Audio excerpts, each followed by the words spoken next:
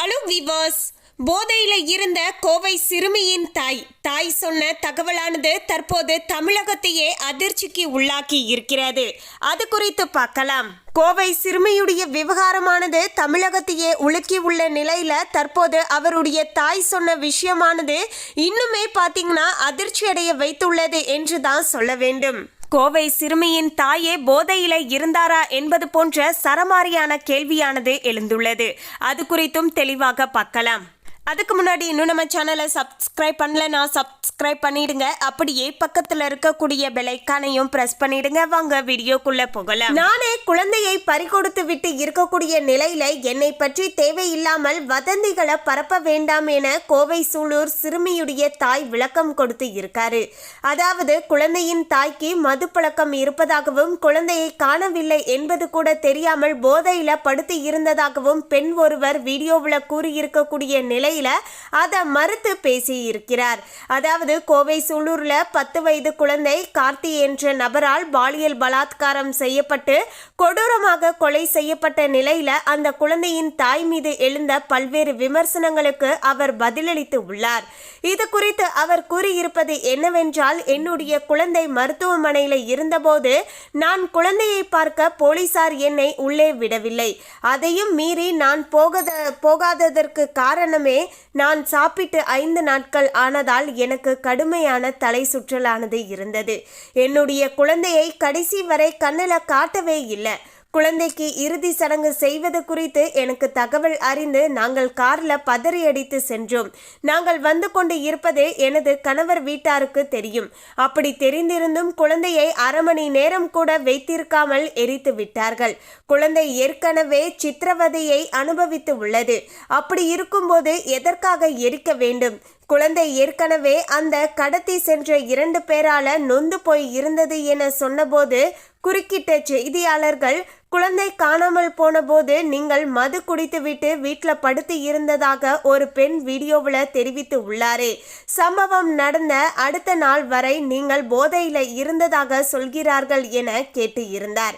அதற்கு அந்த சிறுமியுடைய தாயுமே பதிலளித்து இருக்காங்க. அதாவது என்னை பற்றி தேவையில்லாமல் நிறைய பேர் வதந்தி பரப்பி வருகிறார்கள். நாங்கள் குழந்தையை இழந்து விட்டு இருக்கக்கூடிய நிலையில இது என்ன புது கட்டுக்கதை? என்னை பற்றி பேசிய அந்த பெண்ணுக்கு குழந்தைகள் இருக்கிறார்கள்.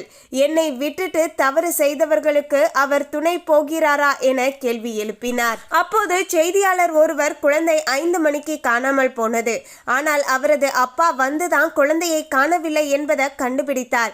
அதுவரை உங்களுக்கு மிஸ் ஆனதே தெரியவில்லையா என கேட்டார். அதற்கு அந்த தாய் கூறுகையில, எனது கணவருக்கு அளவுக்கு மீறிய மது குடிக்கக்கூடிய பழக்கம் இருக்கிறது. என்னுடைய குழந்தை காணாமல் போனதற்கு முந்தைய நாள் ஒரு கருப்பு நிற ஜூஸில் மதுபானத்தை கலந்து வைத்து ஃப்ரிட்ஜில் வைத்து இருந்தார். எனக்கு இது தெரியாது.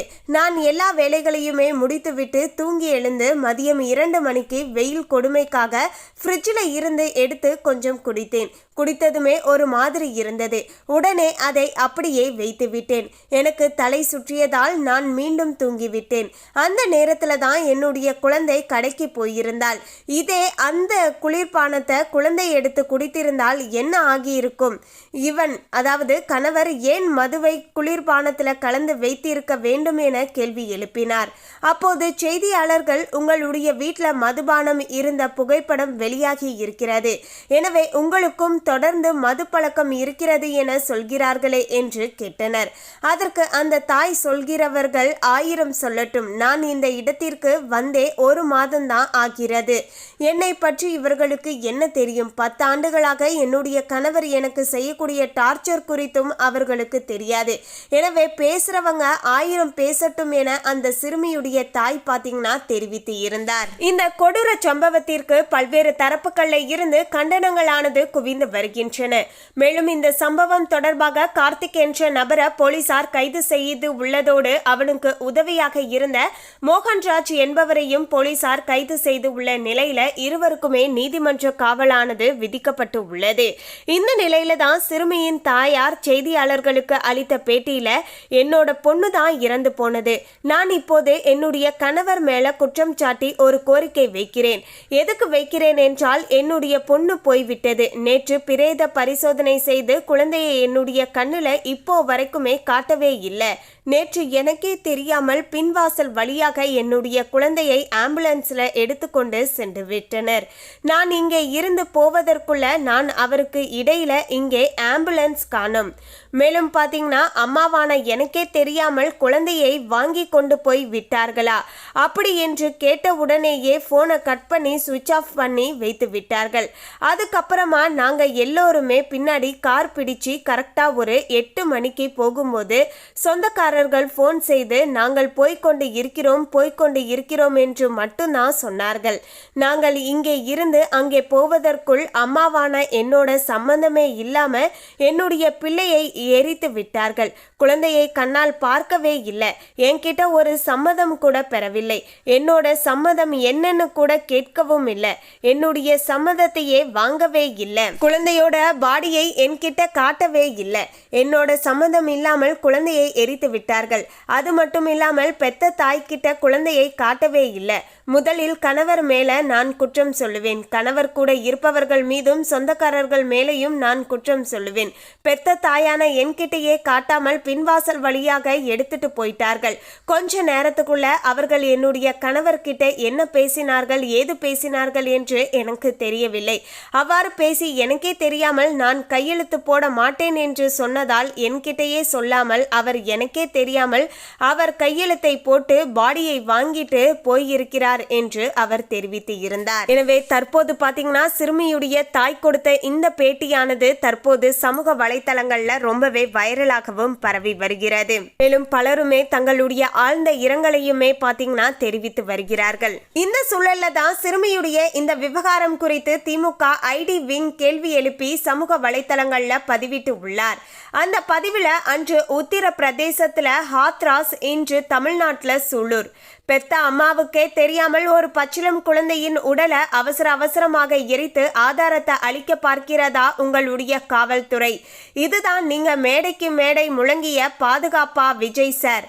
தங்களுடைய கையால் ஆகாத தனத்தை மறைக்க பெற்றோருக்கு தெரியாமல் குழந்தையின் உடலை எரிக்கக்கூடிய அளவுக்கு கீழிறங்கிய இந்த டம்மி முதலமைச்சர் தமிழ்நாட்டின் வெக்கக்கேடு என சரமாரியாக தாக்கியுள்ளது திமுக. அதோடு சிறுமியுடைய தாய், நான் நிவாரணம் வேண்டும் என கேட்கவில்லை, நீதி வேண்டும் என்று தான் கேட்டேன். என்னுடைய குழந்தையை என்னுடைய சம்மதம் இல்லாமல் எரித்து விட்டனர் என்று தெரிவித்த கொலையாளிக்கு கொடுக்கக்கூடிய தண்டனையை பார்த்து இனி யாரும் தவறு செய்யக்கூடாது.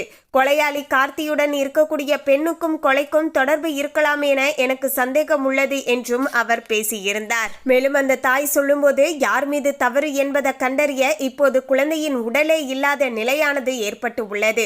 மருத்துவமனையில என்னுடைய கணவரின் மனதை மாற்றி அவசரமாக குழந்தையின் உடலை வாங்கி சென்று உள்ளனர்.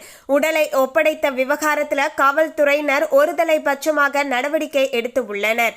உடலை எரிப்பதில் ஏன் இவ்வளவு அவசரம் காட்டப்பட்டது? இங்கு கடந்த 3 நாட்களாகவே நாங்கள் நீதிக்காக போராடி கொண்டு இருக்கிறோம். ஆனால் எவ்வித சம்பந்தமும் இல்லாமல் இப்போது ஏன் அவசரமாக கொண்டு போய் உடலை எரிக்க வேண்டும்?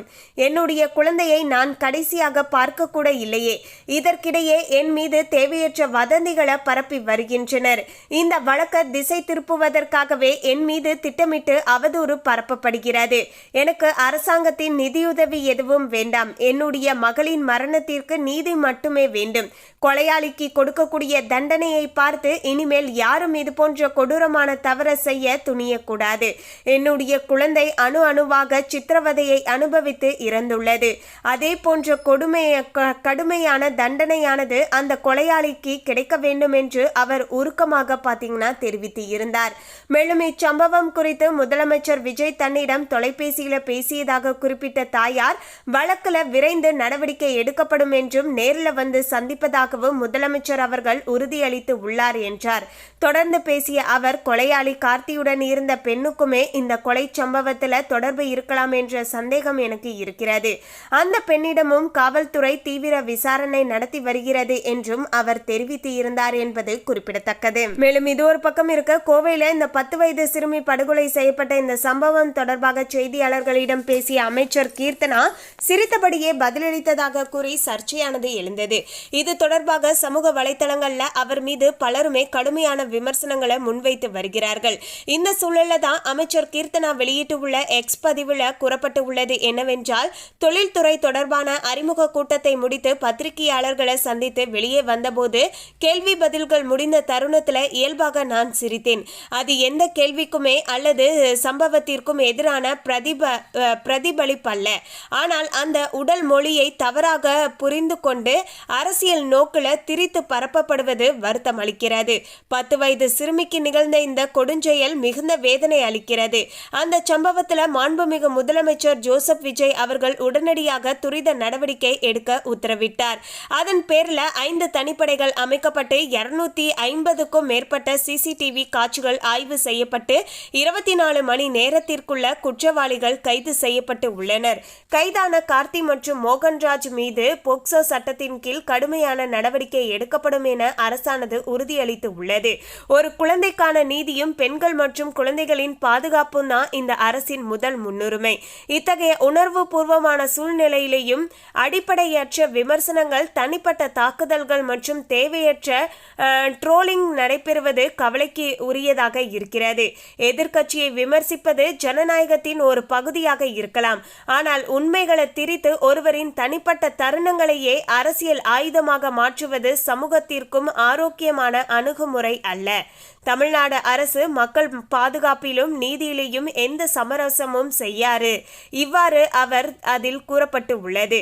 அதாவது தமிழ்நாடு அரசு மக்கள் பாதுகாப்பிலையும் நீதியிலையும் எந்த சமரசமும் செய்யாது அப்படின்னு அவர்கள் சொல்லியிருக்காரு. மேலும் இந்த தகவலை பற்றிய உங்களுடைய கருத்தை கமெண்ட்ல பதிவு பண்ணுங்க. இந்த தகவல் உங்களுக்கு பிடிச்சிருந்தா லைக் பண்ணுங்க, ஷேர் பண்ணுங்க. இது போன்ற சுவாரஸ்யமான தகவலை தெரிந்து கொள்ள சேனலை சப்ஸ்கிரைப் பண்ணிடுங்க. தேங்க்யூ.